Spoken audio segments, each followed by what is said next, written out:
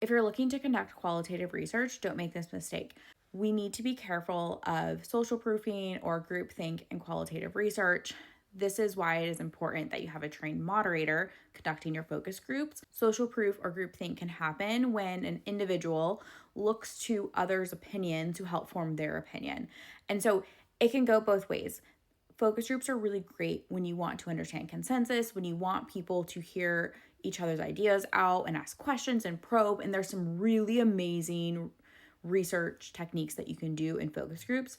The one thing is you want to make sure when you kick off and start your focus group that you remind individuals that they each represent a group of people, that each of their opinions is important. It is okay if you don't have consensus. It is okay if people disagree.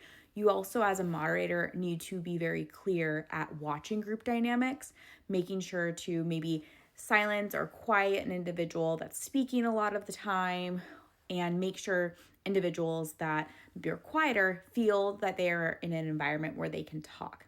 Oftentimes, moderators will have an individual write down an answer or write down a score of a concept they're seeing first, because then they're more likely to say that number. On the flip side, if you don't have individuals write down their score and you're kind of noticing group dynamics, that you have one individual that's kind of pulling individuals towards them, individuals may lean towards what that individual says. For example, let's say you're showing a concept and you just want to ground them in like their own opinion. So you can have them all on a piece of paper write from like 1 to 10 or 1 to 5, what is your score on this? And then you go around the room and you can say, okay, what was your score? And then you collect everyone's scores without having them say why. And then you can open up discussion.